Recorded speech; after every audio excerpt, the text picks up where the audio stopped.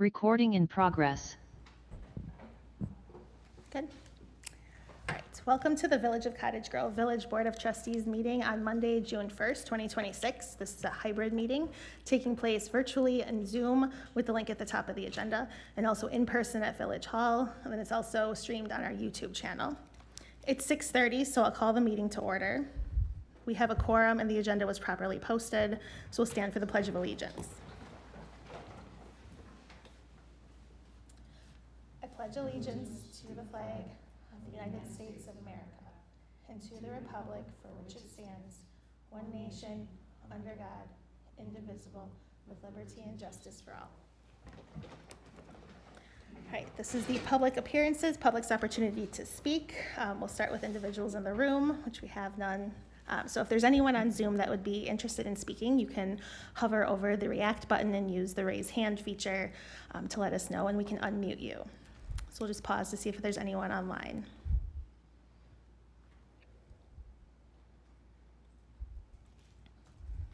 Nope.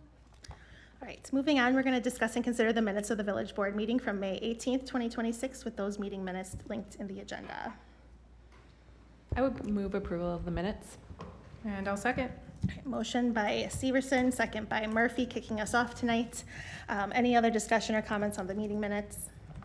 All those in favor? Aye. Aye. Opposed? Abstain? Motion carries. Unfinished business, we have discuss and consider ordinance 12-2026, the building permit fee waiver. We'll let Rick take this one. So at the last meeting, there was a direction to allow the village president to waive building permit fees for, I guess, repairs and reconstruction of damaged buildings after major storm events. So this is just putting into ordinance that sort of emergency authority for the village president for a period of 60 days following any major storm event. Comments or questions on this ordinance?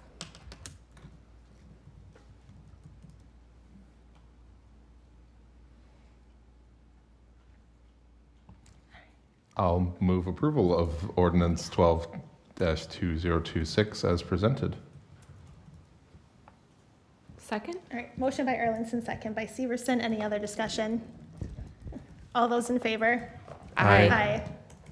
Opposed? Abstain? I'll abstain. Motion carries. We have discuss and consider agreement for services with Grafe regarding the village comprehensive plan update. We do have a representative online for questions. Otherwise, I'll turn it over to legal on this one too. Grafe presented us with their standard contract for performing the comprehensive plan update.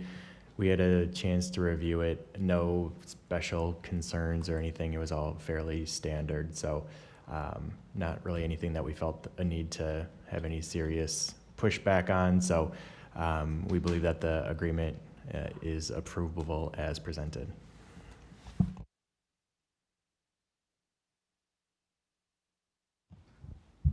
Any comments or questions?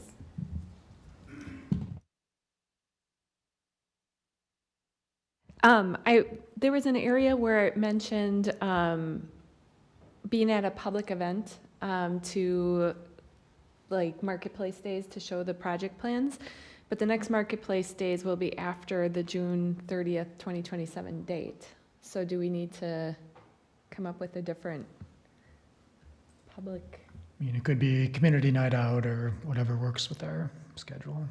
Yeah, but it'll have to be before June 30th, correct? For public feedback?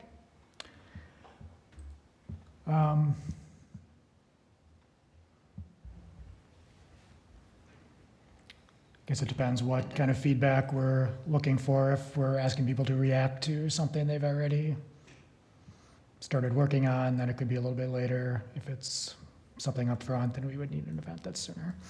It's under item G, under number 2, engagement in meetings, where it talks about a community event with the interactive exhibits. So just wanted to kind of point that out. That Yeah, so I believe the June 30th date is for creating a public engagement plan. So typically the comprehensive plan, there's not like set notice requirements. You have to sort of create your own public engagement process. So if I'm reading the sort of like scope of work here, by June 30th, there's a public engagement plan that we have to basically approve, and then the community event can happen anytime sort of after that. Yep. And Doug does have his hand up. I don't know if he can provide clarification. Yes, thank you and good evening. Doug Seymour with Grafe. You're absolutely right. I mean, the date is in the scope and schedule. I mean, we can adjust that as necessary. It's our commitment is to work with you to find the appropriate date, the appropriate event to make that happen. Thank you, I appreciate it. Other comments from board members? There are no other comments, then I would make the motion to approve the agreement with services with Grafe regarding Village Comprehensive Plan update as presented. I'll second All that. right, motion by Murphy, second by JP. Any other comments? All those in favor? Aye. Opposed? Abstain? Motion carries. Thank We you. have new business. Discuss and consider proclamation designating July as Parks and Recreation Month. So, yep, something that we asked every year for July, as it's right smack dab in the middle of the summer. Kind of like people to put a little bit more emphasis on the social and all the benefits of our open green spaces. So I'd like the board to consider making July Parks and Recreation Month in the village. I would move approval of the proclamation designating July as Parks and Recreation Month as presented. I'll second. All right, motion by Murphy, second by Erlinson. Any other discussion on July?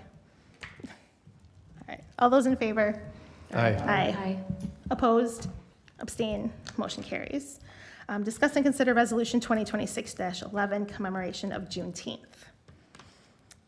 This is something we've done the last couple of years, and then on June 19th, we also have the flag that gets flown at our municipal buildings. I would move approval of Resolution 2026-11 regarding Juneteenth. I'll second the motion. All right, motion by Severson, second by Buenzo. Any other discussion on this resolution? All those in favor? Aye. Opposed? Abstain? Motion carries. We've discussed and considered Resolution 2026-12, recognition of LGBTQI+ Pride Month. Again, similar, we've done this the last handful of years and also have the Pride flag flying at our municipal buildings. I would move approval of Resolution 2026-12 regarding recognition of LGBTQI+ Pride Month. I'll second the motion. Motion by Severson, second by Buenzo again. Any other discussion? All those in favor? Aye. Opposed? Abstain? Motion carries. We have discuss and consider special event permit for the Badger Challenge. And that's linked in the agenda. I'll let Lisa talk about that. Thank you. It is pretty straightforward. The application has been vetted by all of the departments, and you saw the comments that were presented in there, and there was nothing of concern by anyone.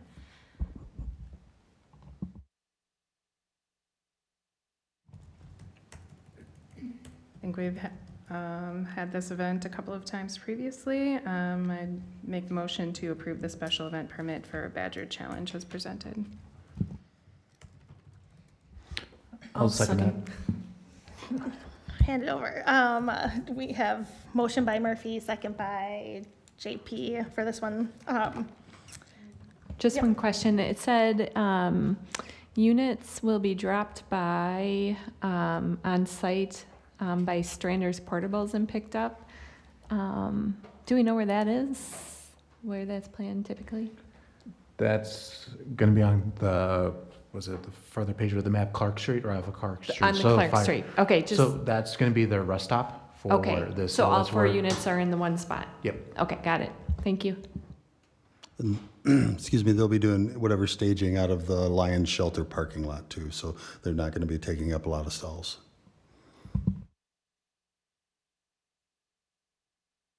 Motion and a second. Any other discussion or questions? All those in favor? Aye. Aye. Opposed? Abstain? Motion carries. Discuss and consider alcohol beverage license applications for this year. Lisa. All right. The list is linked into the agenda. They all have had their background checks and their compliance checks by the police department. I would say the only thing noted on here this year is that Grace Coffee is back on the list. They submitted an application, so that has been vetted as well. And so it's pretty much the same as it has been for the last couple of years. Any questions on this list? How many extra remaining licenses do we have right now? When you say extra. Well, like, we only have so many to Right. hand out. How many have we not handed out yet? So we have two different buckets, and that's where it gets confusing with alcohol licenses. So we have our normal licenses from when the law changed in 1997, and then we have our above quota, so our reserve for every 500 population, we gain another license. Don't quote me, but I will send you the information, but I believe we have 9 or 10.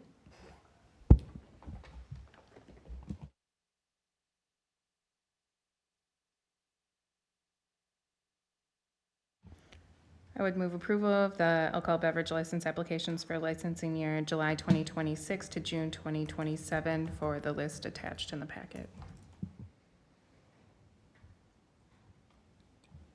I'll second the motion. All right, motion by Murphy, second by Buenzo. Any other discussion on the liquor license applications? All right, all those in favor? Aye. Aye. Opposed? Abstain? I abstain. Motion carries. We have discuss and consider the cigarette, tobacco, and electronic vaping device retail license applications with a similar list. Yes, nothing new here. It's the same establishments we've had for the last several years. Again, they all have been vetted through the PD, and we have no issues at this time. Comments or questions on this?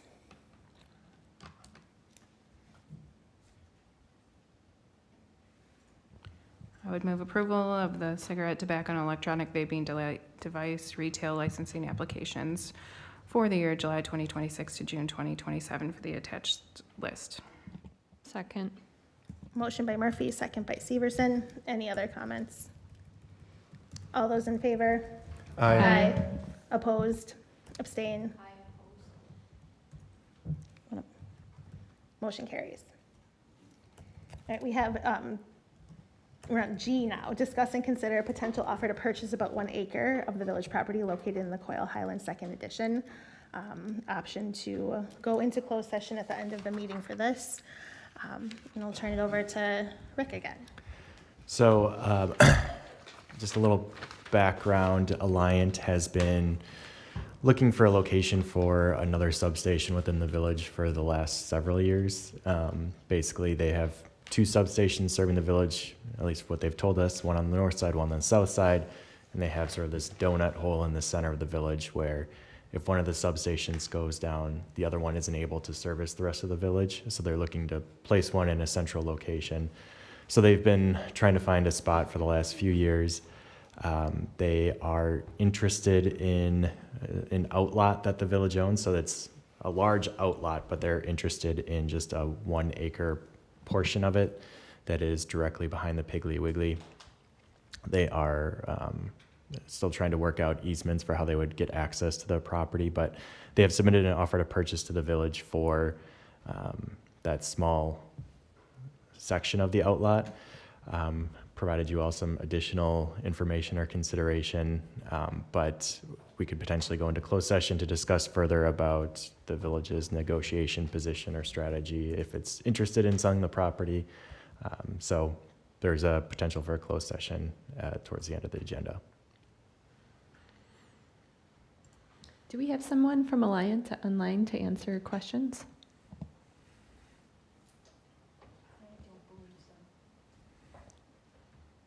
Okay, because I have a whole bunch of questions for an Alliant person. We can certainly forward questions to Alliant to get more information and bring it back. But we can discuss more in closed session, I suppose.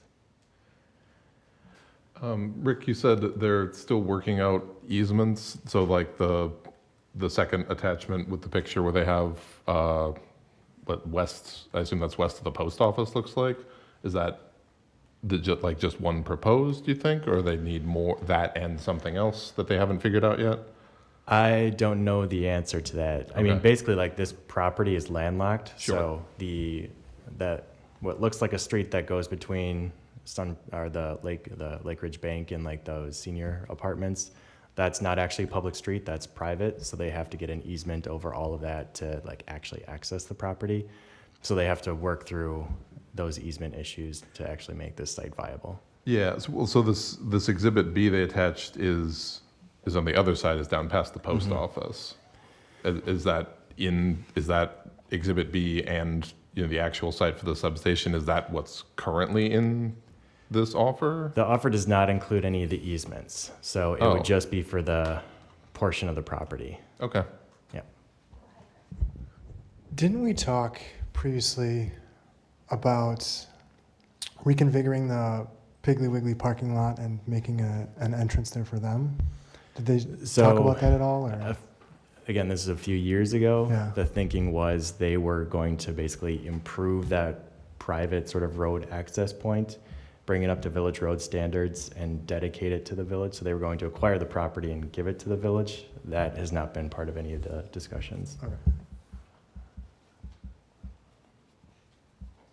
Well, I guess I'm not sure what to do because I have a bunch of questions that I'd like answered before we vote on it.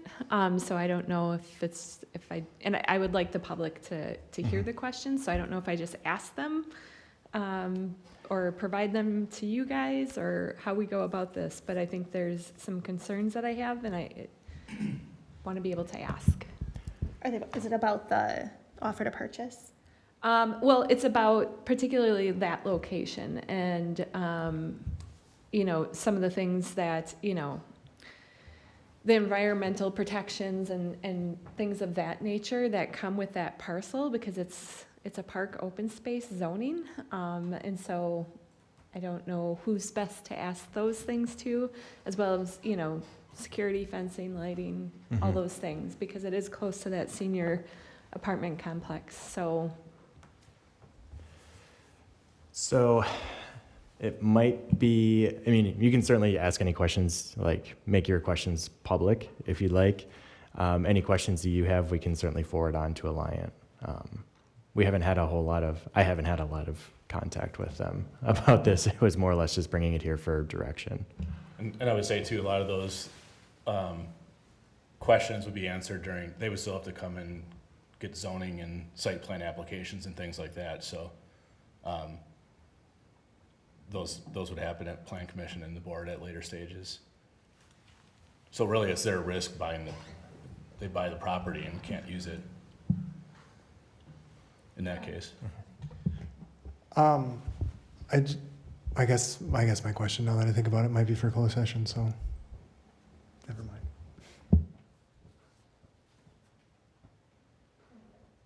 I guess another is for staff maybe. Were there other locations that they were looking at recently? Because this hasn't been like on our docket over the last year until the April 6th meeting. It seems like it's coming kind of out of nowhere. So did they even look at different other sites in the village? I think they've looked at all sorts of sites in the village, out of the village. And it's kind of been on and off talked about for 3 or 4 years or so. I guess I'm just going to go on record and say I'm not comfortable voting on this and approving this until we have some of those environmental questions answered, since that's in that kind of Thaden Park Conservancy area. What happens if transformer oil leaks? How do we mitigate that? Lots of those, kind of sustainability questions I have. So my preference would be to get those on the front end. Yeah, we can certainly ask them about sort of the security or environmental mitigation strategies that they have for their substations. I don't know how much that is proprietary information, but, and as Matt mentioned, they would have to go through the zoning approval process it does get slightly complicated because they are an electric utility. So they have some pretty powerful tools at their disposal.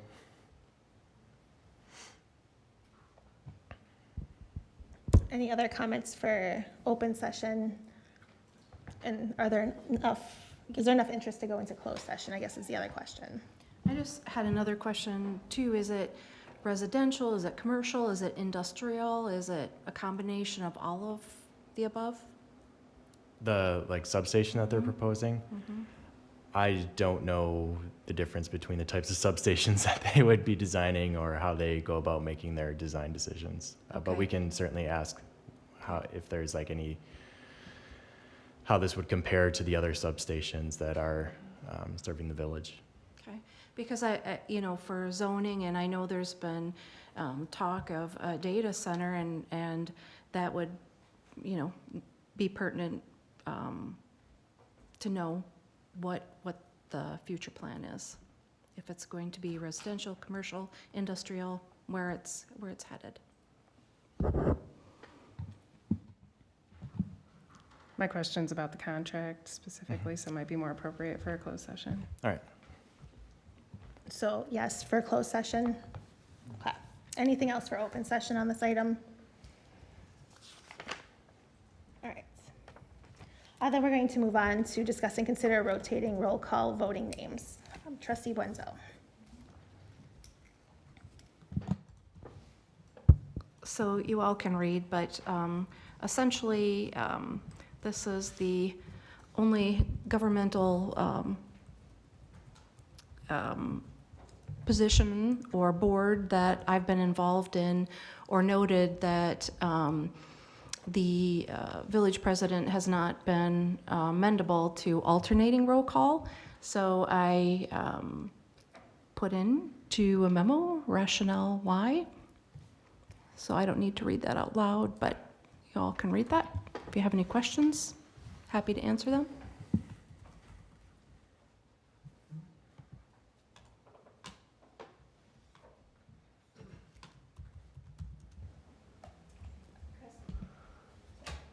Chris, go ahead.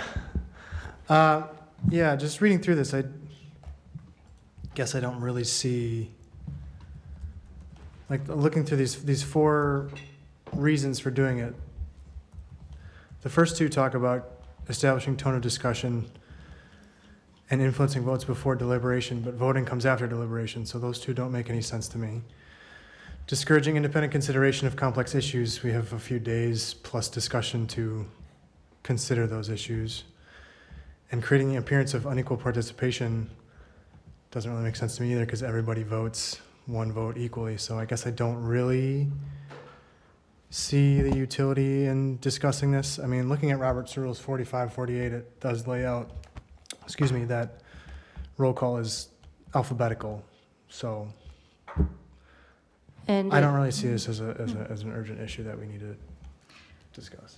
Well, I wouldn't say it's urgent, but certainly something to consider. And Robert's Rule of Orders doesn't say that alphabetical has to be the only way to do roll call.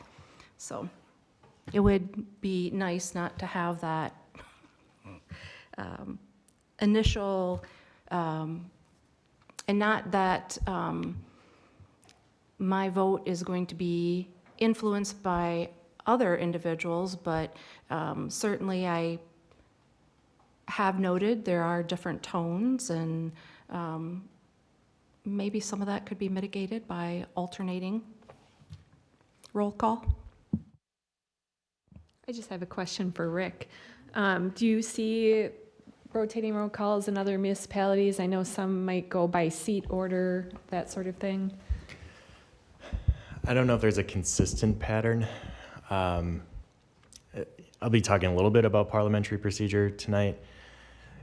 Some communities create their own rules of procedure for how they operate. Some say they follow Robert's rules, and they don't technically follow Robert's rules on a lot of things. But as far as a consistency, I see it done there's no majority, I don't think. It's either alphabetical, or sort of the clerk just has a randomizer for doing roll call votes.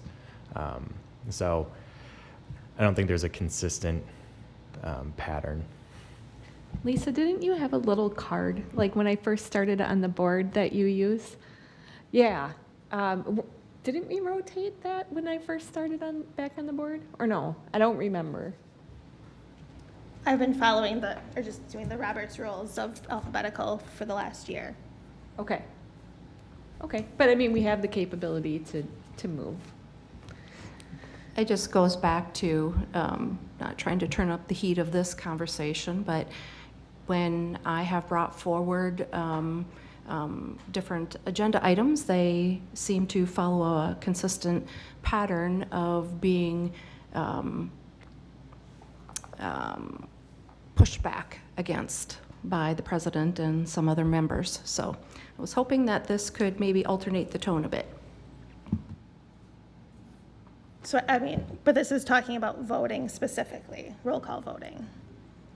So it has nothing to do with inhibiting any type of discussion or... I didn't say that. I said this has to do with just me even bringing up an agenda item. There's pushback. I guess the first bullet point here is it creates undue pressure to establish the tone of discussion, but the agenda item is for roll call voting. Well, and that's your interpretation, so, I mean, respectfully, that's fine, if that's how you view it. So Renee, I'm trying to understand your position a little bit. So can you explain for me why you think there is kind of pushback on, like, you mentioned specifically getting an agenda item on.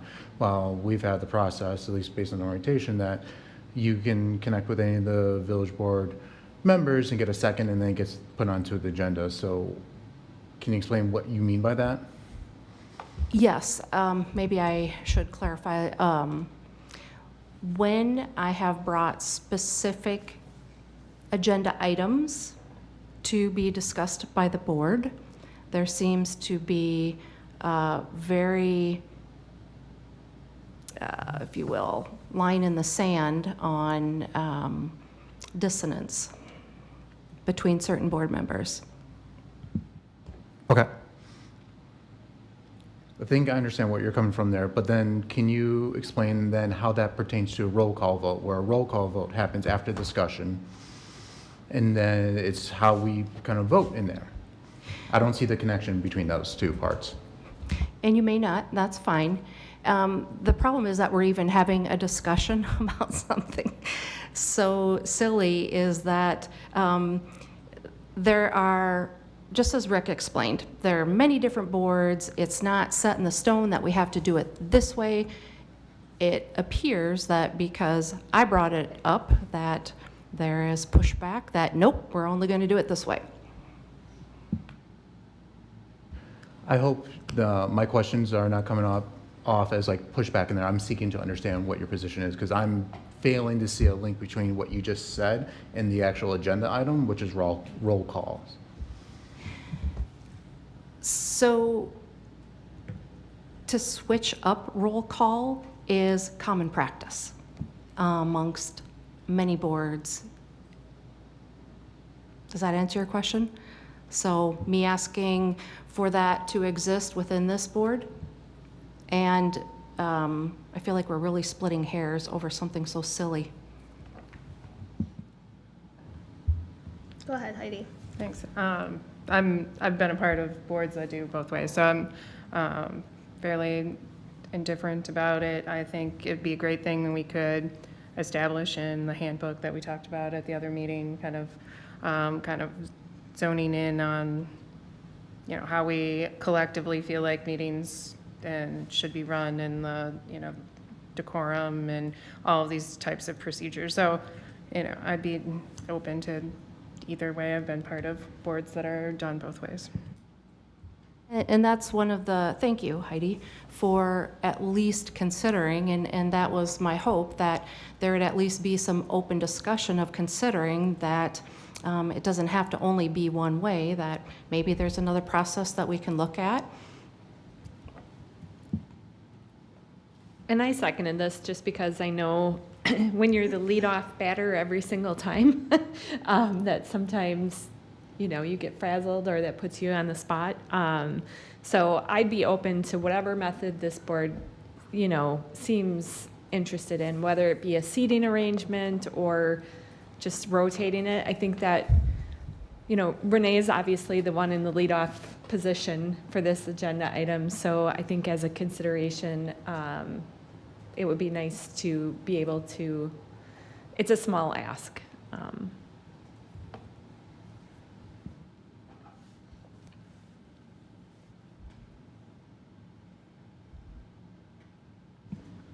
Propose we could try the rotation, and if we want to refine it or go back to alphabetical or some other way in the handbook that we're putting together, maybe just until or we can keep going and then decide if we want to change it in the handbook.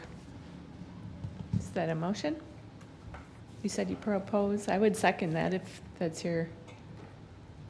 To rotate until we have the handbook and then decide which way we want to go?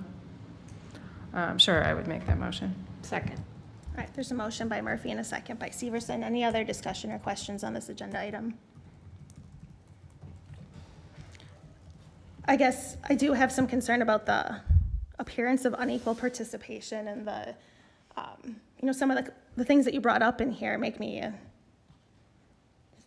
our votes are our vote. They're independent votes. They shouldn't be there to manipulate other people or anything like that. So I didn't say that was to manipulate anybody. Those were your words.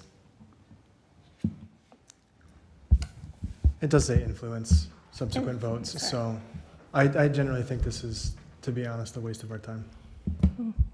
I'm not surprised, but thank you for That's listening. a pretty rude comment, so, okay. All those in favor of the motion, say aye. Aye. Opposed? Nay. Nay. Motion fails.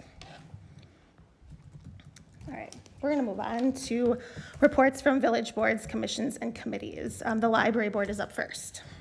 And JP. Okay. For the library board, of course, my computer decided not to flip over, but give me a hot second here. So in there, so one of the first things we saw on there was appointments, so discussion that. So I'll admit on the agenda, there was a little confusion between what Cindy wanted in kind of appointment process and didn't get it adjusted in time when the agenda was posted. So we've had the discussion why that was and talked through what the, kind of talk through how the appointment's set up. We welcomed our new member, Sarah. And then we talked through the library board facility subcommittee. That's kind of been inactive and not used in over a year since the referendum kind of passed. So we voted to kind of cancel that subcommittee, knowing that we always can bring it back if something ever arises or a need in there.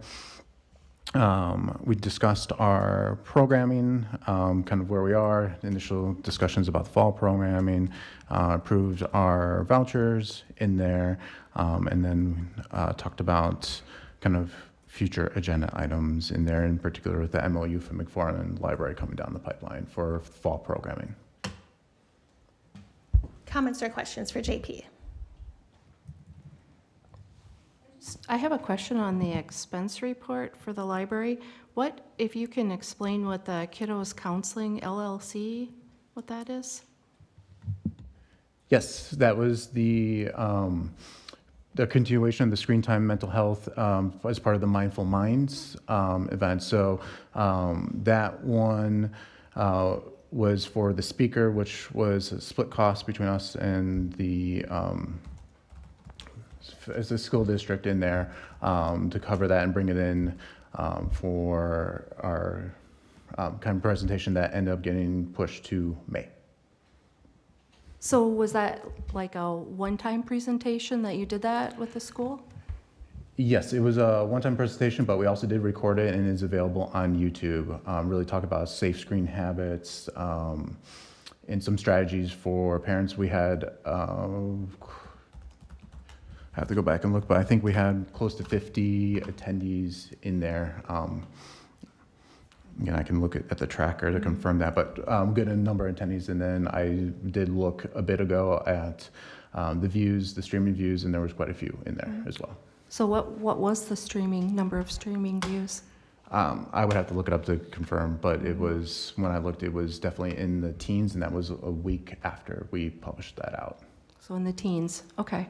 And so I guess the consulting for $1,000, is that like standard in the industry? That just seems like a high, maybe I'm wrong, I don't know what the industry standard is for that. Yeah, so for many of our presentations, our large presentations in there, that seems to be roughly the amount. It depends on the expertise. So with screen time events, those sometimes are in higher demand in there, but at the same time, that shows that we've had high attendance through all of those events through here. And again, this whole series was part of a big grant we got through the International Brain Research Organization and through lots of community sponsors in there. Mm-hmm. Yeah, it's an important event. I'm just curious if you had numbers in the teens. So is this going to be like offered once a year, or how often will you be offering this? So this is a one-time event that we did as part of the Mindful Minds Week and the grants that we did in there. Okay. And in the alpha graphics in February, $4,000, is that for, like, can you explain, is that for? Sure. The Alpha Graphics was part of the mailer that we did to, again, help reintroduce all the different new programs that we're doing in there. So that went to all village residents. That was approved way back in November-ish in there. And so we used some library carryover funds, actually, and other sources for that. Okay, thank you for explaining. Any other questions for the library board? Otherwise, we can move on to Deer Grove EMS Commission, which we do have a discuss and consider with an option to go into closed session for that item too. I'll turn it over to Casey for a review of Deer Grove. Sure. We met on Thursday, May 21st at 6:30 at the ESB. We approved the minutes from the previous and then moved up item 13 to to nominate and approve Carrie Hewitt as the new chair for going forward now. We went through the April financial reports and then the bills for budgeted and approved expenses and write-offs and aging of accounts. Just things to note there. While there were some questions about more accounts going into the last category of aging, the over 180 days. The reason for that from staff was mostly due to there's still technically a partial federal government shutdown, so there's a lot of Medicare, Medicaid delays and things like that.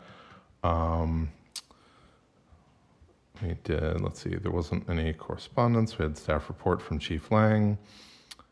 And then we discussed and considered the policy for service animals for EMS as a service. So this was not a building policy for the whole ESB, but was for EMS as a service and their vehicles and so on. And that led to the discuss and consider that we have here for the village board.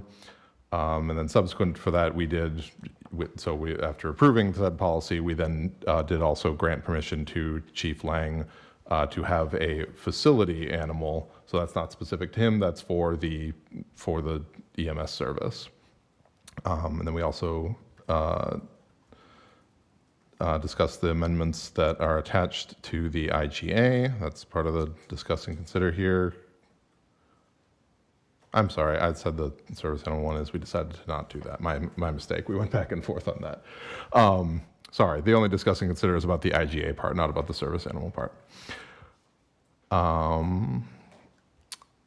And went into closed session regarding a negotiation and did not take any specific action outside of that closed session. And yeah, I believe that's all. Am I missing anything important, Cindy? I don't think so. Okay. We do have Chief Lang, if you want to jump in with any other updates you want us to cover here, and then we can move on to the discuss and consider. No other updates, just that with regard to the service dog stuff that Casey mentioned, it's working with the village, town, fire department, and all other parties to get a facility policy for the ESB, and we'll bring that back to the fire committee meeting, and eventually you'll see it back at the board here to be approved. So then we do have discuss and consider resolution 2026-120521, which is an amendment to the Deer Grove IGA. So Chief, do you want to present this in more detail? Otherwise, I can turn it over to Rick and he can kind of talk about it.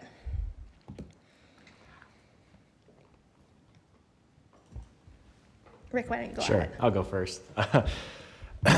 So obviously the commission had some recommendations for the changes to the IGA. We just took a look at it. If this is the policy direction the board wants to go, is there some changes we would recommend? So one just dealt with basically if there's a potential legal issue that's going to involve litigation, or it's a very sensitive topic where the commission would be required to go into closed session to discuss it.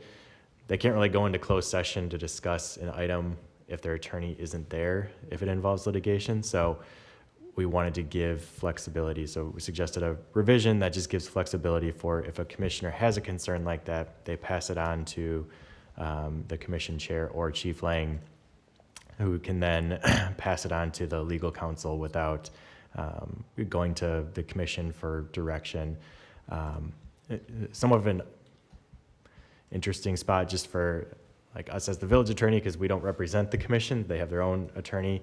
But if this is the policy direction, I guess, that the village wants to go, this framework at least avoids that situation where you're having to potentially discuss sensitive legal topics without the ability to go into closed session, because again, you can go into closed session for potential litigation, but your attorney actually has to be present there. So wanted to at least provide that flexibility. I believe someone from the town asked just that as an additional change to have, if that is done, that notice goes out to the other commissioners just so they're aware that it has been passed on to legal counsel. I don't think that would be, from my standpoint, I don't have any legal concerns with adding that. It's just as long as it's a BCC kind of information only. Yeah, I think I had made the suggestion to add any request shall be distributed to all commission members concurrently with the submission of the request.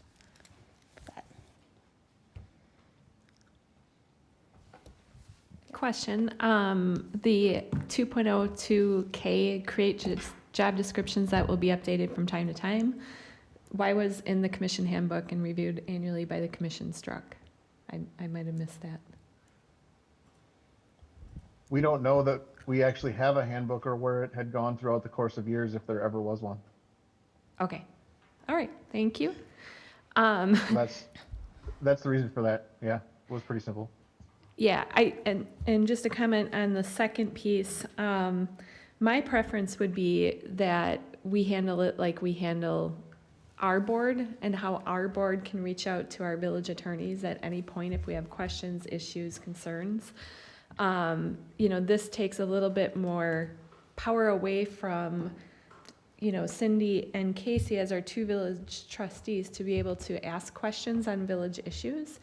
And I know there were times when I was on the commission that I would look to our village attorney for guidance, and they're kind of like, they would help, but it's like, it's another expense that then we're covering when it really should be an EMS expense. So, and I think, with the power dynamic of 3 municipalities sitting at the table, what I found over the last year is there are times where it's the town and the village of Deerfield against Cottage Grove's interests. And so I think I don't want to give up more authority. I want our 2 EMS commissioners to be able to contact the EMS attorney at any time. So I don't like this provision. So because of that, I'll be voting no. I can just provide a little bit of history too. This language was specifically bargained for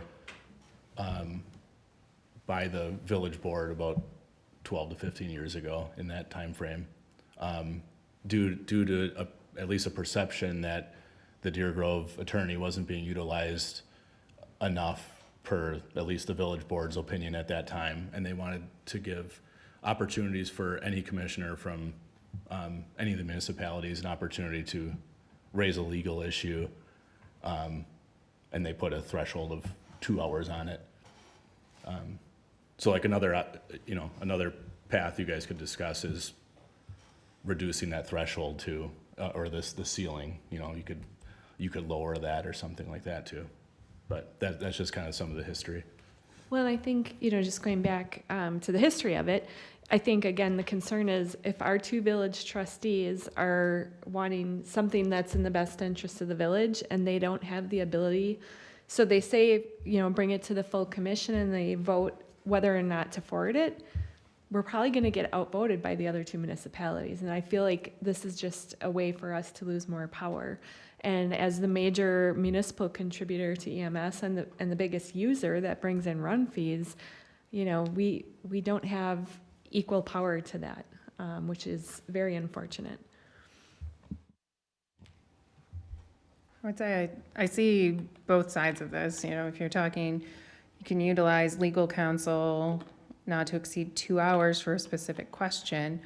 But if you have members going to legal counsel, multiple times a week on multiple questions, and you're starting to get to a lot of hours, I mean, I could see, that being problematic. So yeah, I can see the 2 hour limitation for a specific question, but I think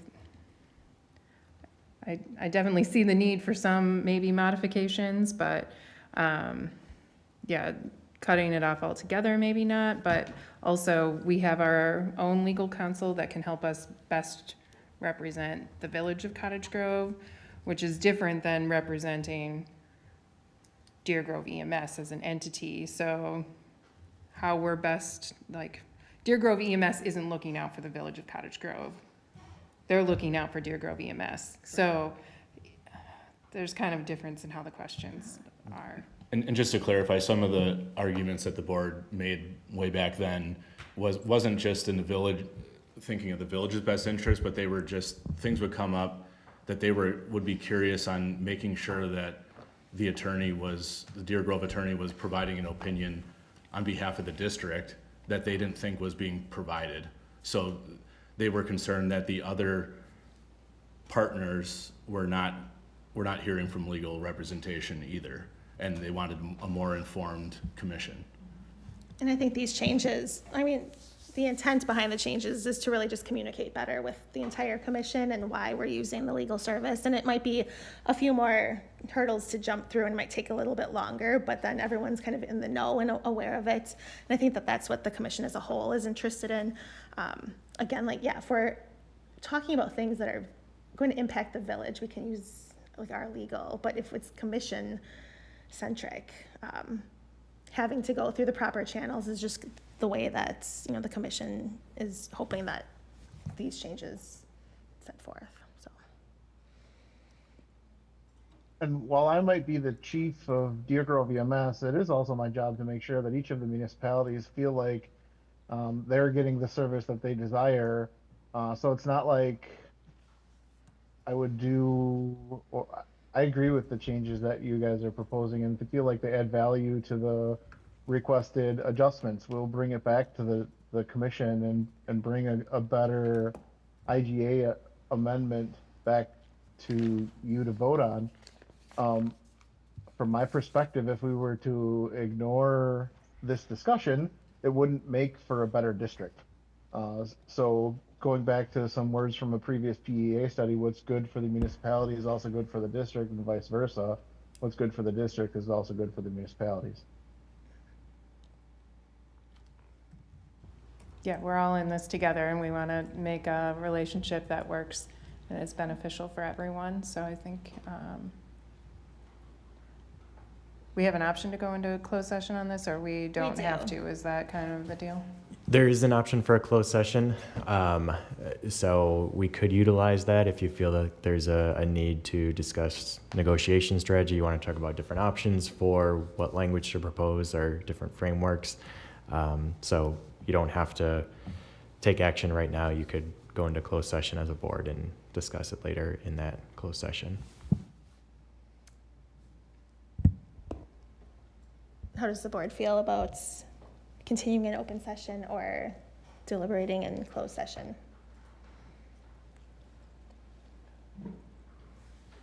I think it's fine to continue in open session.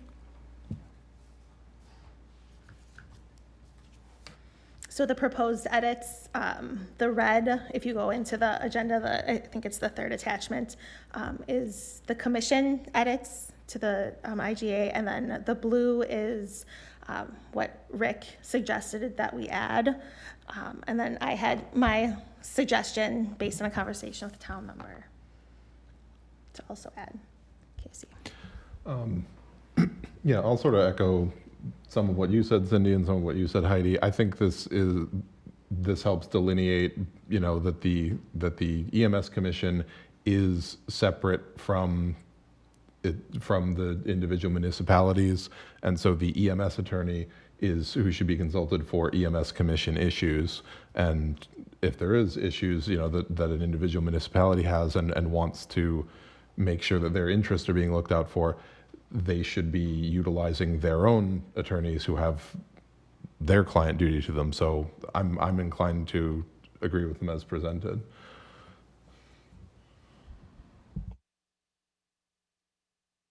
Any other comments? Yeah. Just a question for Rick. Rick, do you have much contact with Dan Barker? I do not. Like I said before, so my role is to represent the village. So if like a question comes up about the EMS district or an issue affecting EMS, I can provide guidance in the form of how it affects the village, but not how it affects legal risk to the EMS district. So, you know, I'm happy to have conversations with their attorney, but it has to be authorized by the commission, basically. Any other comments or questions? Otherwise, I think, can I make the motion? Does anyone mind? Because I have the sentence I wanted to add at the end of it.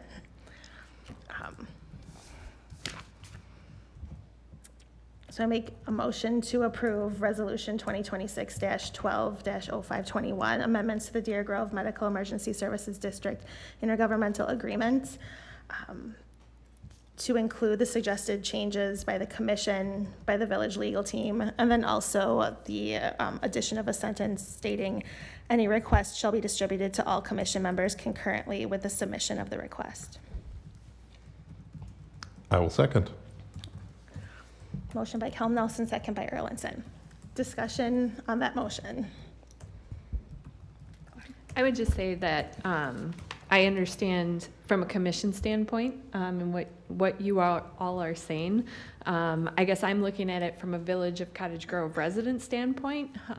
And so I feel like we're giving a little bit too much power away to other municipalities. So I'm going to vote no.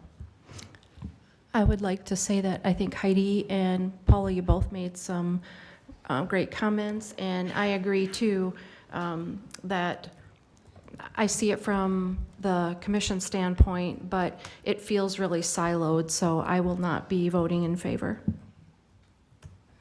Right. Any other comments on the motion?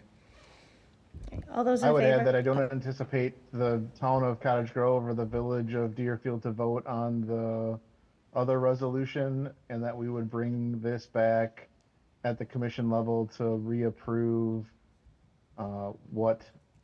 assuming that it does pass tonight, to reapprove that. And I asked Rick to summarize the things that he said at the beginning of the meeting so that we can include that in the packet so that the other commission members can understand the perspective of why the extra words were needed. And Eric, I'm happy to write a memo for your packet too, to kind of explain the position if it passes. All right. All those in favor? Aye. Aye. Opposed? Nay. Abstain? Motion carries. All right. We will move on to the Law Enforcement Committee. Chris? We met on Tuesday, the 26th at 5:30 in Village Hall. We didn't have any public appearances. We approved the minutes, got an update about the police department's construction. We had an emergency management update from Lieutenant. We had a citizen inquiry about flock sharing and which entities we share our flock data with, which is included in the LEC packet if anyone is interested. We talked about the events that are now passed from May 30th and 31st that were going on because it was a busy weekend in the village. We also talked about updating Village Ordinance 12.4 sub C sub 5, which is about auditing bills in the Law Enforcement Committee, which we've never done in my time on the committee, and it's something that's done at the village board level now, so it seems a bit pointless to have that in our code if we're not doing it. So we'll probably have that back at the village board at some point to strike that from the ordinances. And then we had chief's reports, and we adjourned. 2 questions. The update on emergency management activities, is this going to be going to the Emergency Management Committee and the municipal partners? Are we going to be meeting to get an update? Lieutenant's back there. The current direction had been to give quarterly updates at the LEC meeting on like the trainings and that kind of thing. We still have yet to schedule a committee meeting with the new committee. But that would probably be rolled into an agenda item on that too, I'm assuming. Yeah, because, you know, it'd be good to hear from the partner agencies, what trainings they're doing and all of those things, and they weren't really mentioned at all during that, so, and I didn't catch the whole meeting, but it would be great if we could get an emergency management committee scheduled. And then, second question is, like, during chief's report or something, was there any update on the shots fired at Authentics? We didn't have one, though.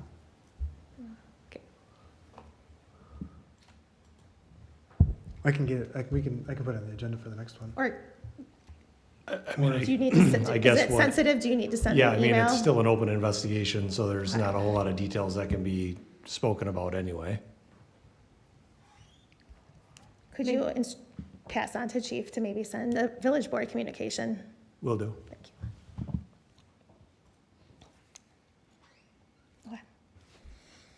Let's talk about parks, recreation, and forestry. Thank you. We met on Thursday, May 28th here at Village Hall at 5 o'clock, and we had a presentation about a Gaga ball pit that is going to be an Eagle Scout project at Fireman's Park. So Sean is working with potential Eagle Scout. This will be his project to install in a location that makes sense within the park. I don't know if anybody's seen Gaga Ball, but it's a big deal with the kiddos. So my niece is pretty excited about it. So we also talked with the Lindstrom property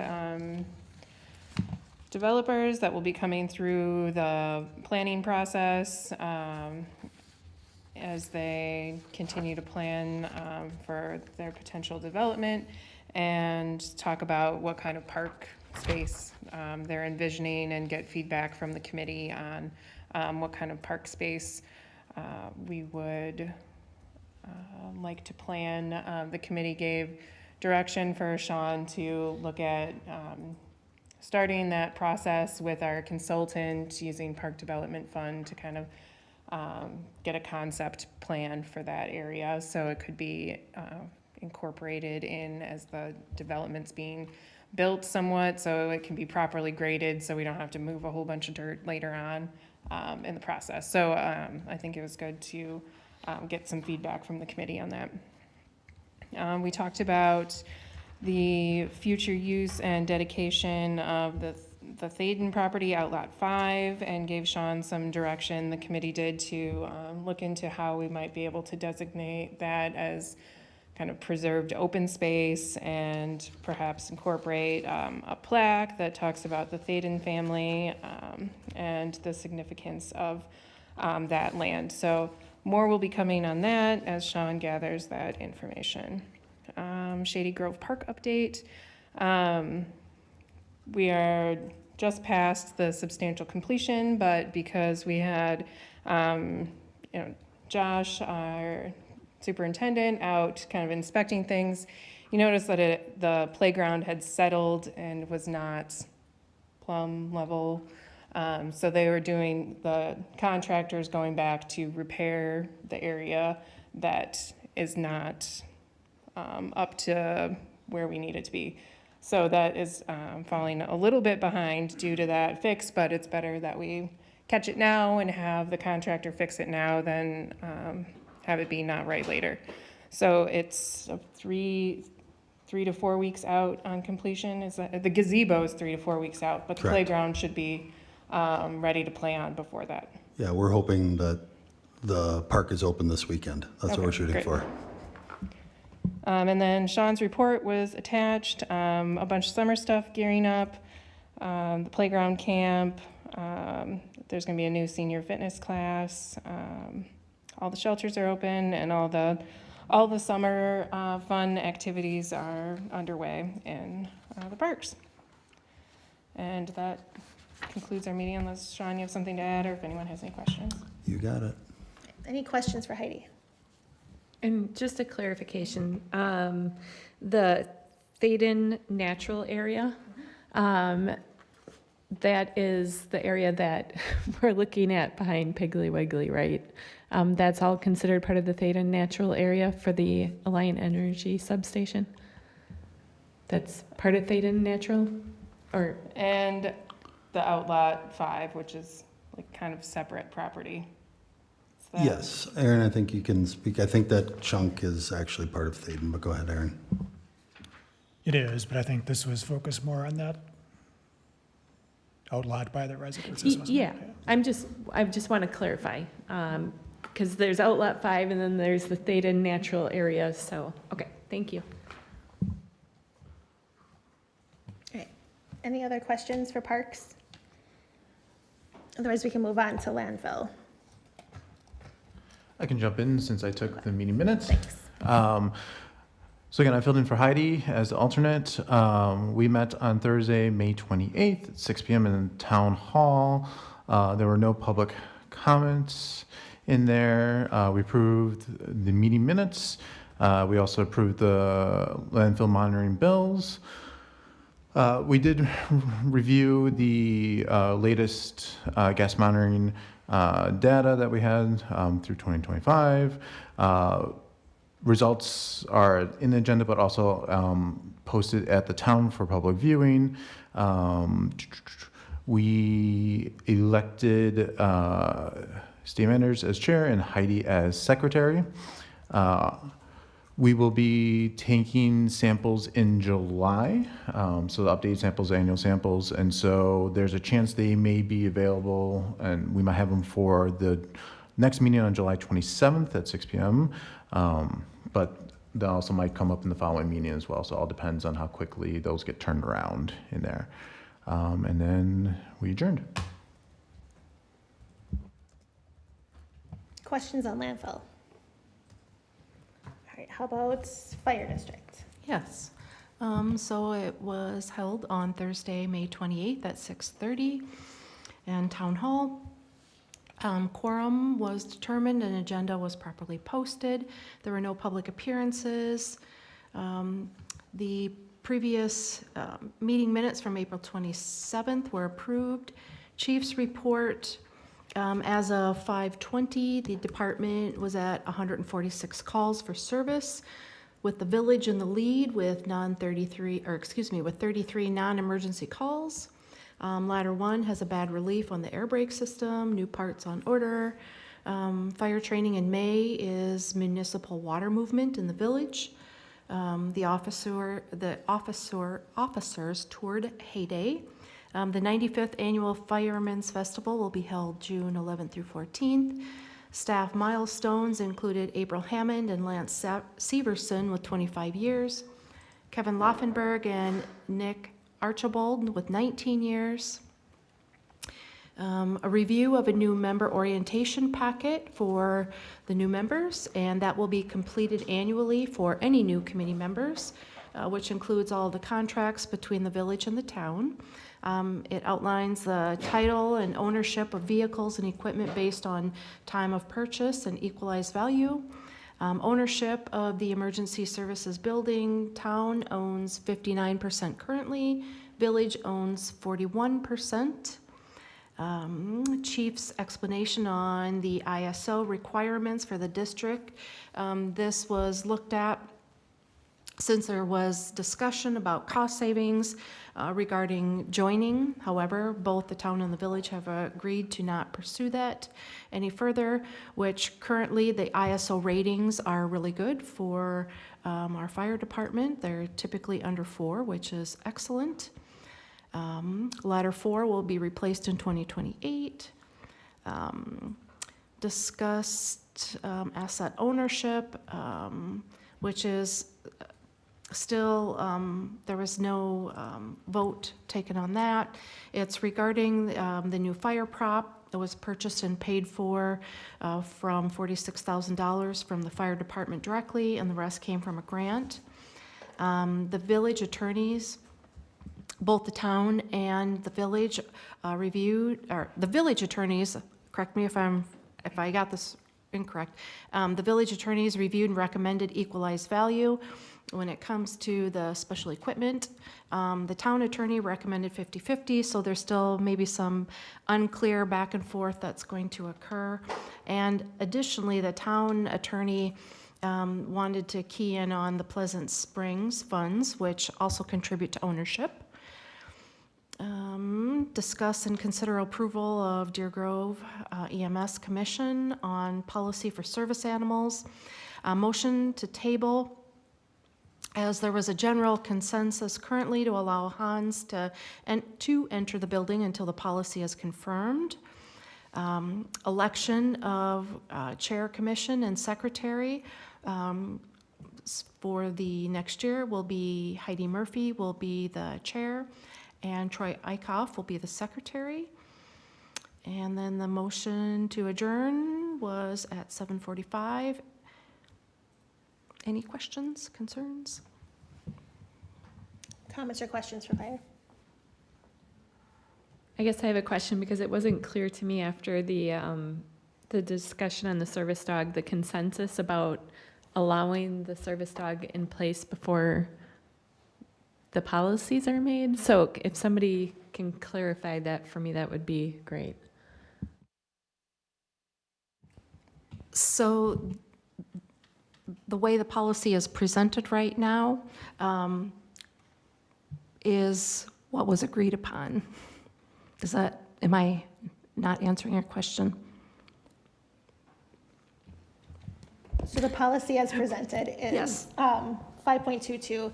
It's a Deer Grove EMS specific policy for facilities, spaces, and vehicles. But there is no, and we've talked kind of extensively, I think, about this. I know, like, Chief and I have. There's no building policy. And so that building policy would need to be written and probably edited. I suggested having Inga also have eyes on it too, because we want to make sure that we're doing due diligence for not only anyone who's going to be working there, but any public or village employee that might be going there too. So we just want to make sure that we're doing a good job creating a building facility policy. I think that would then funnel back through the fire commission and then come to the municipalities for final approval. That makes So it's- sense. yeah. So I think that where I'm getting hung up is it wasn't an agenda item to allow the standby use, and because there was not an up-down vote, like that's where I think it gets Also, because I don't hairy. know if it falls under the fire commission umbrella to approve that specific. Yeah. So Deer Grove approved it, but there is no other approving entity at this time because there's no overarching policy to. Yeah, so that's why So it's still like. when there in was the works. consensus and they kind of said, yeah, go ahead, bring the dog, I was like, wait, but don't we have to get the building policy and the things? Like, that seemed kind of to usurp what they were trying to do. Yeah, I'm we have just to be, making we have to sure be we're- somewhat careful about discussing this because it's not on our agenda. Okay. Basically, like the village and town are joint owners of the building. So that is another layer of complication about, these policies are effective for their individual agencies, but the town and village actually own the building and control the building. So I think that's probably a discussion for a future meeting. No, I appreciate it. I was just kind of watching at home confused, so. It's been a bit of a confusing topic, going through multiple committees and then the ownership and all of those things. But I think the dog is allowed, the policy is past Deer Grove, and now there's kind of working through just some logistics to kind of clean it up. And there's insurance policies and riders and all of those things that are also being kind of cleaned up too. So we should be in a good place pretty soon. And I would add, I'm still working through the accommodation part to make sure that all of the departments, that there is no conflict with having the facility service animal in the building. He has not been there yet as we haven't worked through those accommodation discussions yet. All right. Anything else for Fire Commission? Otherwise, we will toss it back over to Rick. Cindy, Oh, I got yeah. one more thing.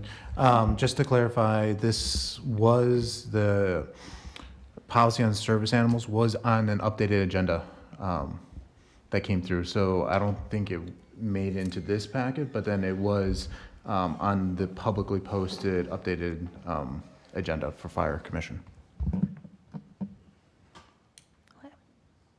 Should we toss it over to Rick for an overview of open meetings law and parliamentary procedures? All right, fun stuff. So wanted to, again, just doing sort of refreshers on certain municipal topics that are good for new members and for more experienced members just to be, familiar with Wisconsin law and some meeting procedures. So first, just want to start out with open meetings. So as a governmental body, Wisconsin has what are called sunshine laws. So any meeting of a governmental body has to be publicly noticed and open to the public. So 24 hours public notice unless there's some sort of emergency, which is very rare. So it has to be, we generally post in one public place and the village's website. That's what's required. So a governmental body, again, that's really any agency, board, commission, committee, anything that's created by rule, order, or ordinance of the village or joint municipal bodies as well. So it's a very broad definition that would constitute any sort of governmental body. So again, if there's a meeting of a governmental body, it has to be preceded by public notice. So what is a meeting? If 1/2 or more of members of a governmental body are in the same location, that is rebuttably presumed to be a meeting for governmental purposes. There are some exceptions, like if it's a chance social gathering. So for instance, the Fireman's Festival, probably a good chance that there will be a majority of people there from the board, but that's a social chance gathering. Just don't talk about village business. So generally, Wisconsin law has like a 2-part test to determine whether or not there's a meeting. So there's a meeting if the purpose is for discussing or deciding or information gathering regarding governmental business, and there are a number of members participating that is sufficient to determine the course of action for that body.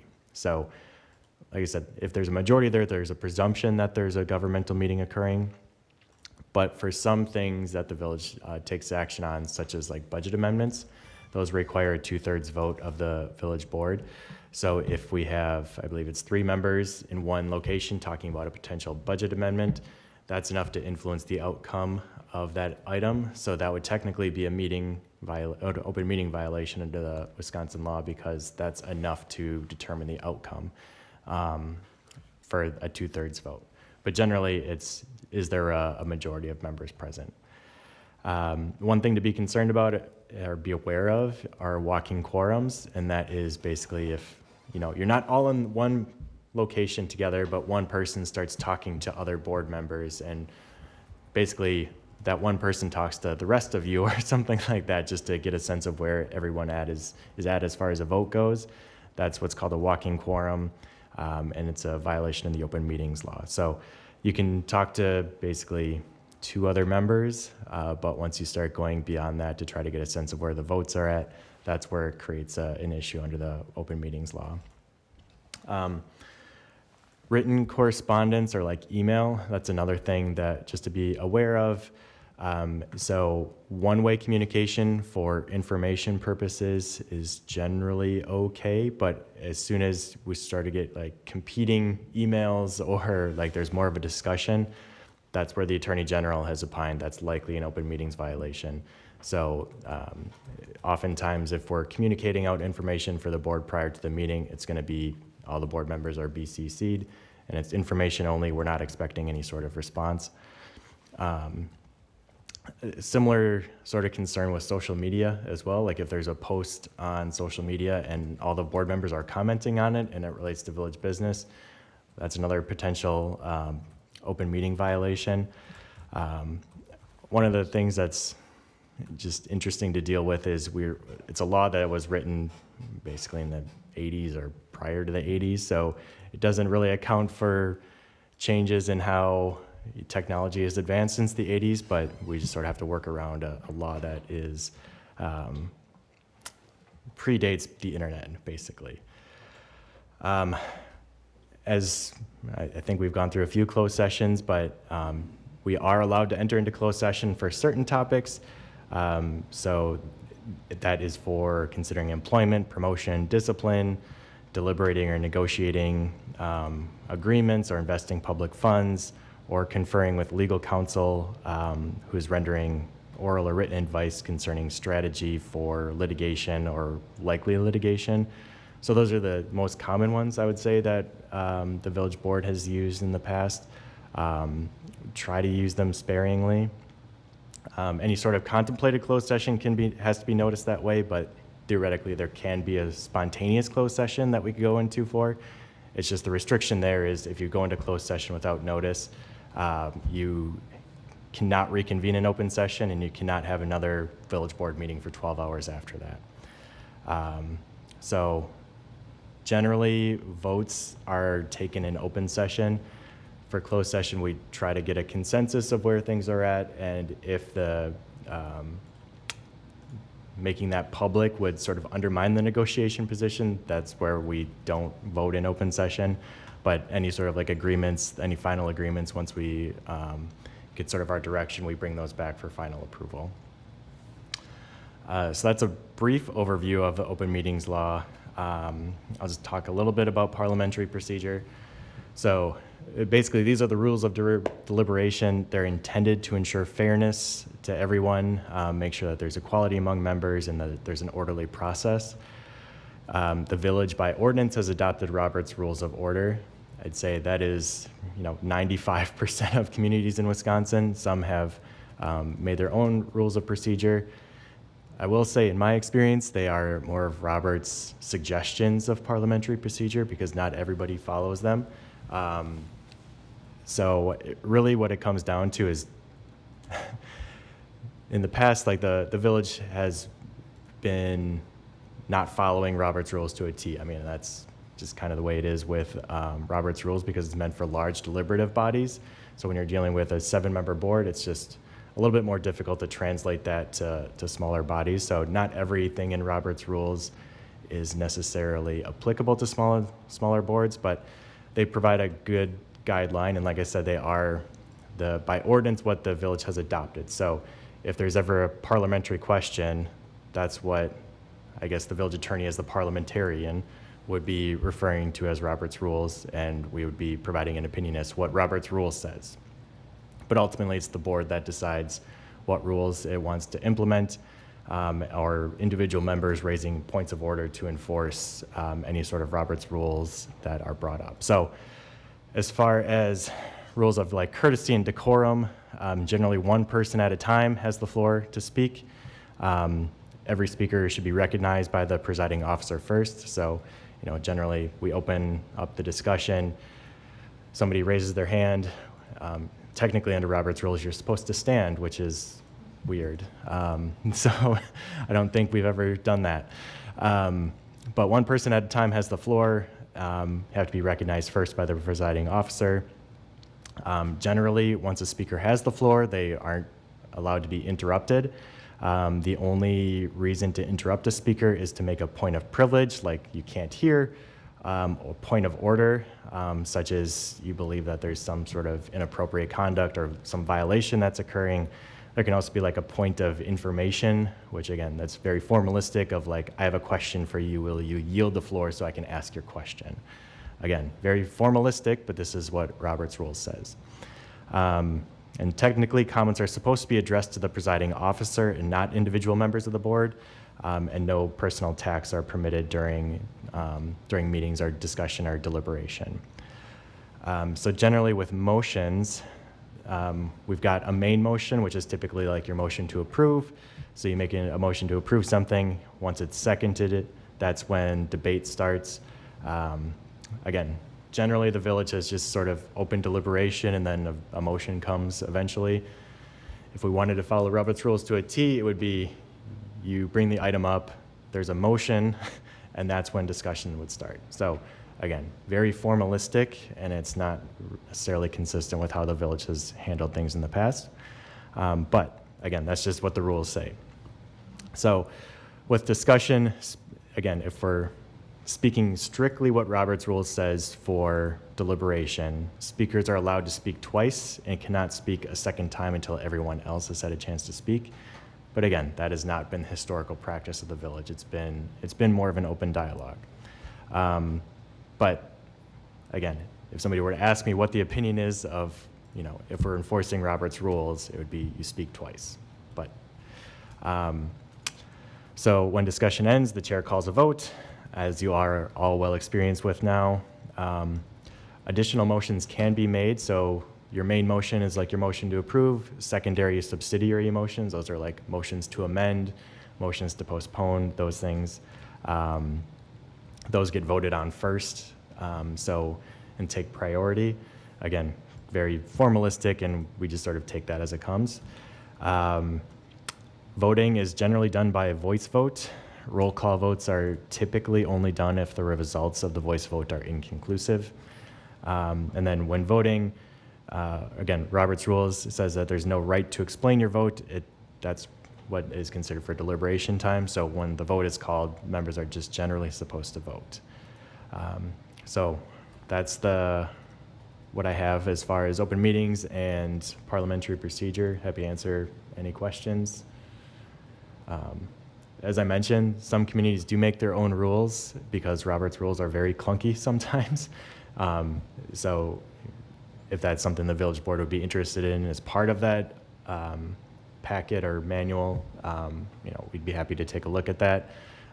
Some communities that I work with do have their own rules, just like I said, because Robert's Rules isn't exactly a perfect translation to smaller bodies like this.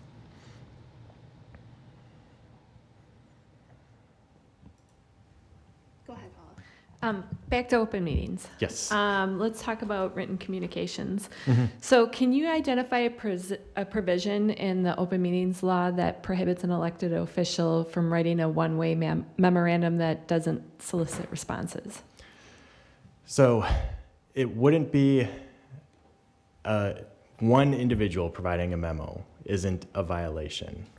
what the issue would be is if there's one memo and then there's another memo and then there's another memo and another memo. So if we get these competing memos that are submitted between board members, that it's like a BCC or it goes in the packet, that's where there could be an open meeting violation as far as, because then it's less one-way communication and it's more of a deliberation through memo.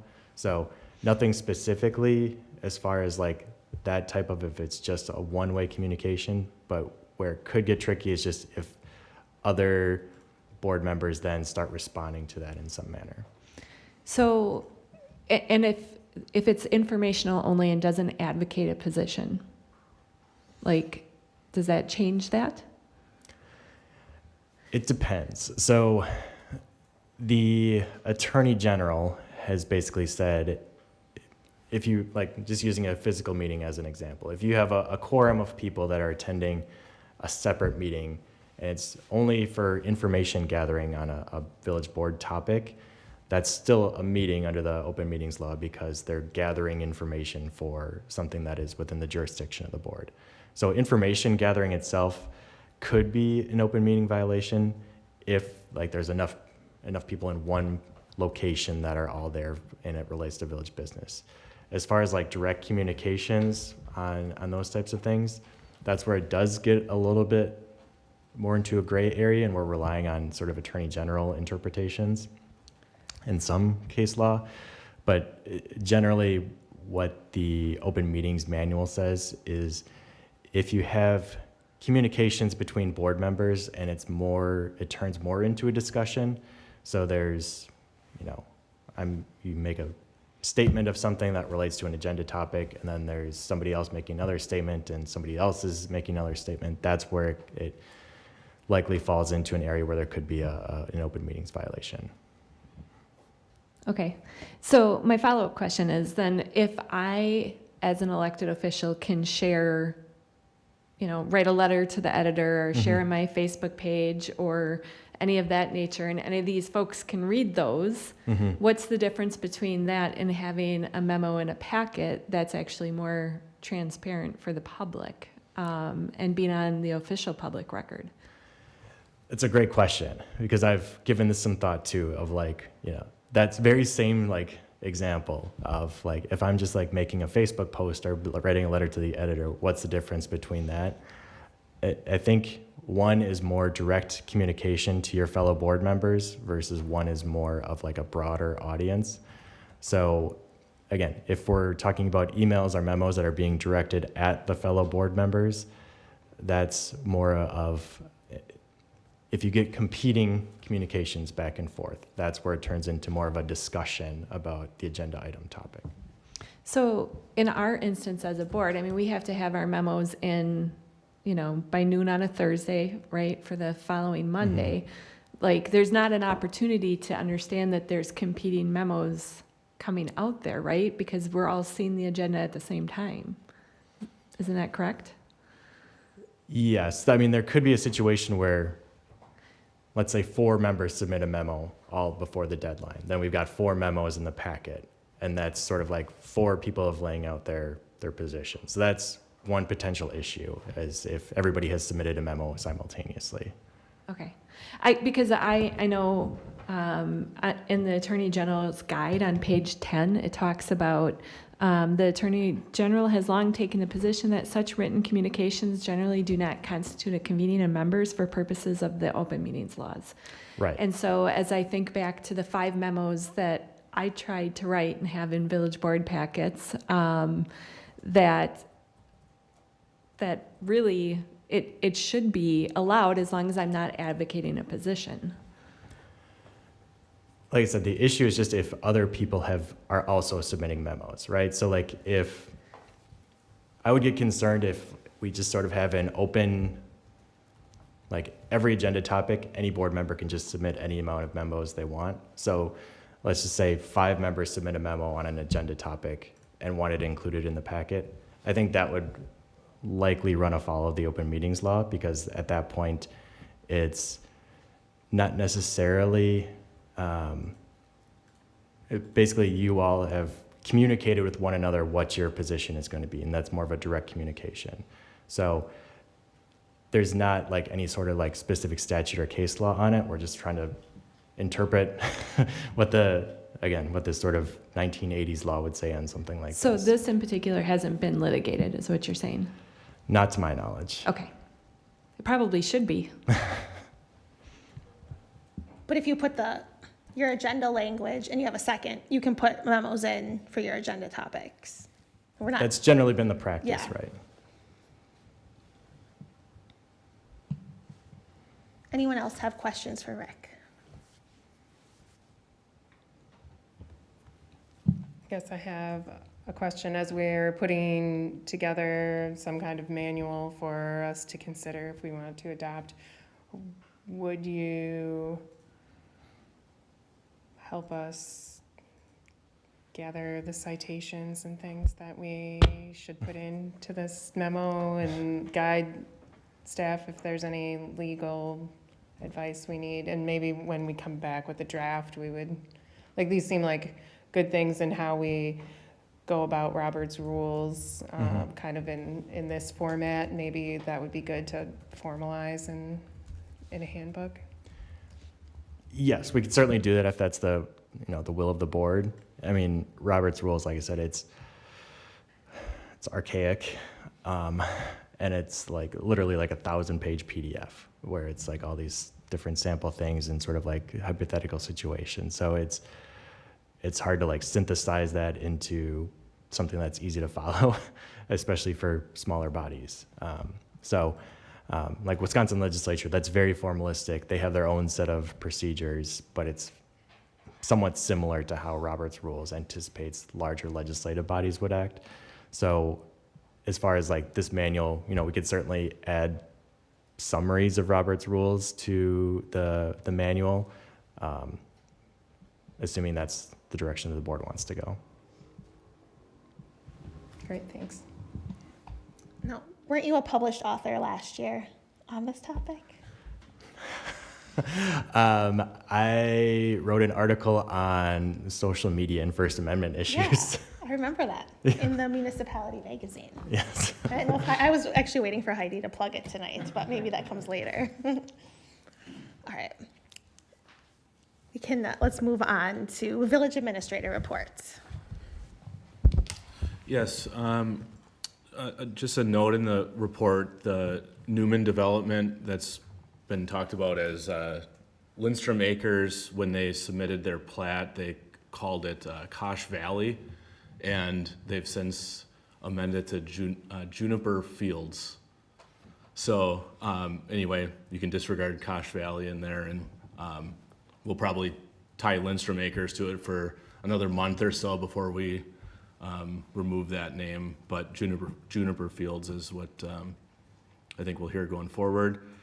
As far as staff service anniversaries, leading the way in June is Detective Brian Carter with 15 years of service. And I did want to add on a little bit to what Heidi was mentioning about Park Superintendent Josh Bennett.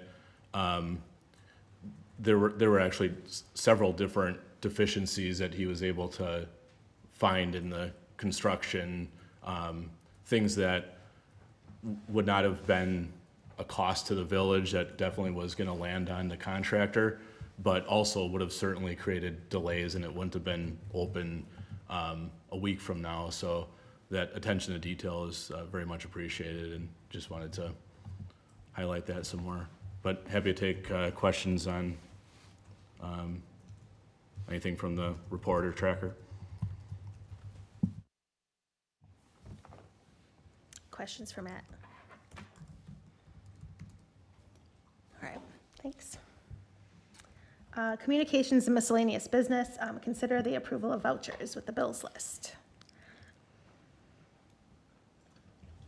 I would move approval of the vouchers as presented. I have a quick question. Can we get a second first? Sorry. All right, Sorry. second, motion by Murphy, second by Severson. Go ahead, Renee. Can you explain what the gin chocolate and bottle rockets? So that's Musical group for Music in the Grove that Kevin Laufenberg is sponsoring for Fireman's Fest. Thursday night of Fireman's Fest in the tent. Okay, thank you. All right, any other questions on the bills list? Otherwise, all those in favor? Aye. Opposed? Abstain? Motion carries. Correspondence. Anyone have anything? All right. Upcoming community events. Do it. Say it. Well, it's too late to, is it too late to order your Hot to Trot shirt? Or I ordered a couple extra. So. Okay. Okay, well, you can still Just a register couple for Hot to extra. Trot. The Fireman's Festival is obviously coming up. They're doing some neat different things. For instance, Thursday night, the Cottage Grove PTO is taking part in Youth Night as a fundraiser for them.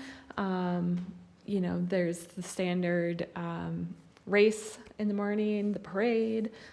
So lots of different activities to get involved with, and the funds raised go to support the fire department. I feel like there's nothing else for the month of June. So, except there is one thing on Thursday, I guess. JP, go ahead. Well, there's two things on Thursday. So Thursday at Taylor, so at the end of school, the Cottage Grove Schools and Family Organization is having kind of a celebratory event. I was not prepared for that one. Oh, sorry.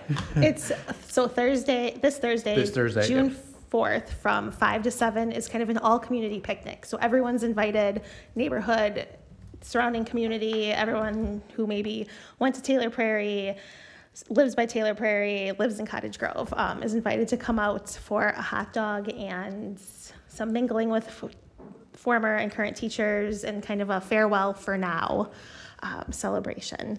And there's a community art project going on as well, which is super awesome. And so we invite everyone to come out and participate in that.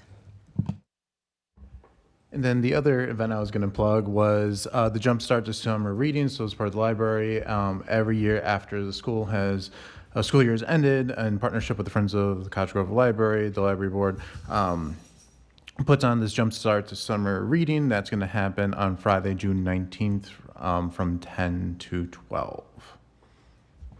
At GRS. At GRS, yep. Okay. With the novel Motion Circus is going to be being the headline event for that one. Does your summer reading program give away Pizza Hut personal pan pizzas? Unfortunately, no. It's a core childhood memory. Okay.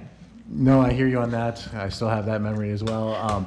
But I will say we do have a summer reading program that's going to be going, and Monica's got so many different prizes and events and activities that I think if kids do attend, they're going to get quite a bit of things out of it. So. You just have to make your own pizza. Yeah.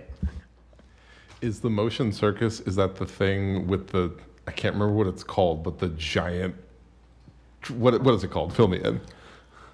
Do you remember? I don't remember the name, but yes, it's that giant wheel where you can be in there, and you can kind of roll around in there, and it's all age appropriate in there, and there's a bunch of different events in there. So we've had them here in the village before and some other events, and it was well intended and well enjoyed, so we're excited to have them back again. Right. Turns out there are things aside from the festival and the hot trot that happen. All right.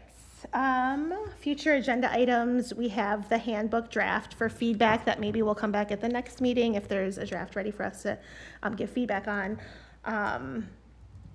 I have been in discussion with the town about perhaps moving the cadence of landfill to an annual meeting or coming up with another way of handling the issues in that committee meeting to kind of reduce the need for posting and kind of having those meetings every other month. And then also a lease agreement with the ESB for the tenants of the ESB. And so those are just in draft form right now, but perhaps we'll come back at the next meeting for June. Other agenda items for next meeting. Cameron and I, as far as like kind of ongoing orientation, we're working on TIF-related presentation for the board. So we hope it's ready for next time, but we'll see with what in an ideal world, the draft handbook and the presentation will both be here, but the meetings kind of come around quickly before we'll know it. We'll be putting together the packet, and so we'll see what we can do, but we'll be working on both of those. Okay. All right, so we do have one closed session then to negotiate established terms for a potential offer to purchase about 1 acre of village property located in the Coyle Highlands Second Edition that was described when we had the discussion earlier in 7G. So I'll make the motion that the Village of Cottage Grove Village Board enter into closed session pursuant to Wisconsin State Statute 19.85, paren 1, paren E, deliberating or negotiating the purchasing of public properties, the investing of public funds, or conducting other specified public business whenever competitive or bargaining reasons require a closed session. Is there a second? I'll second. Erlinson, second. Roll call vote, please. Benzo, Aye.